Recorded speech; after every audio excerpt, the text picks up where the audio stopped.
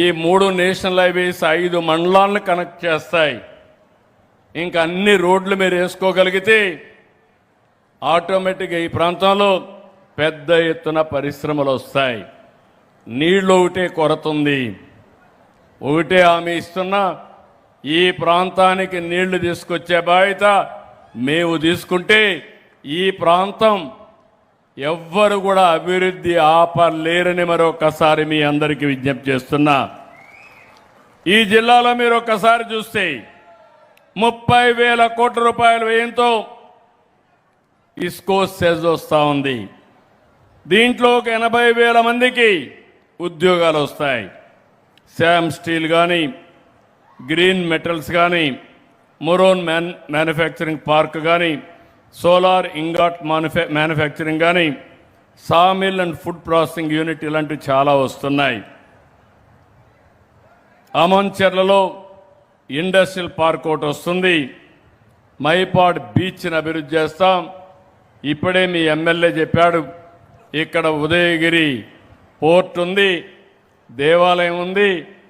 మీరు చేయూతనిస్తే బ్రహ్మాండమైన టూరిజం హబ్గా ఉదయగిరిని తయారు చేసే అవకాశం ఉంటుంది.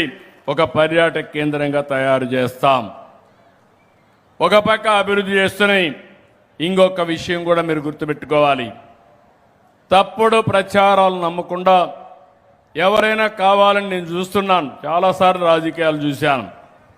నేను ఎప్పుడూ చూడనటువంటి విచిత్రమైన రాజకీయాలు చూస్తున్నాను. ఒకప్పుడు తీవ్రవాదులు ఉండేవాళ్ళు. వాళ్ళంతా కూడా హిట్ అండ్ రన్, బెదిరించి ఒక లెటర్ పంపించేవాళ్ళు. 10 కోట్లు ఇవ్వాలంటే ఇవ్వాలి, ఇవ్వకపోతే వాళ్ళని చంపేసేవాళ్ళు.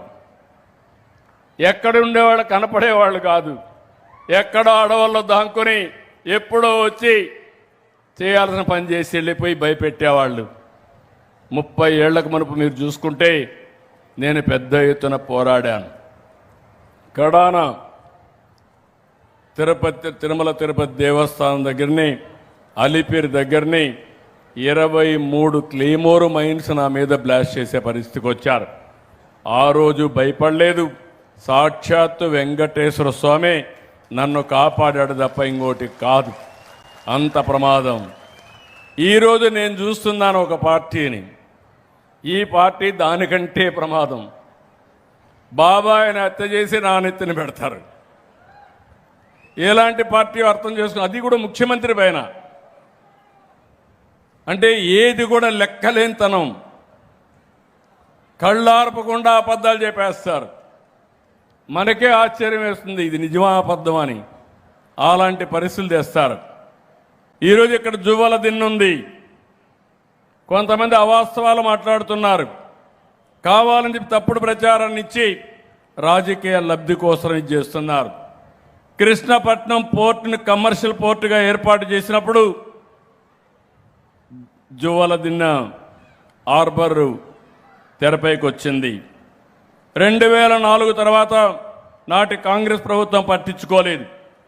ఆ రోజు నేను కూడా వచ్చి పెద్ద ఎత్తున ఆందోళన చేశాను. 2009లో 2011లో ఆనాటి ప్రభుత్వం హార్బర్ నిర్మిస్తామన్నారు, కానీ ఎక్కడా పట్టించుకున్న సందర్భం లేదు. 2018-19లో మళ్ళీ నేను ఆలోచించి కేంద్రానికి ఒకటి పంపించి, మేము సగం డబ్బులు ఇస్తాం, మీరు సగం డబ్బులు ఇమ్మని దగ్గర ఆ రోజు మీరు చూస్తే ఈ ప్రాజెక్టు కోసం రాష్ట్ర ప్రభుత్వమే, ఆనాటి తెలుగుదేశం ప్రభుత్వమే కేంద్రానికి పంపించాం.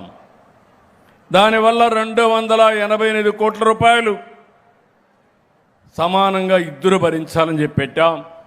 ఆ తర్వాత శాంక్షన్ అయింది. ఇది వాస్తవం. అలాంటి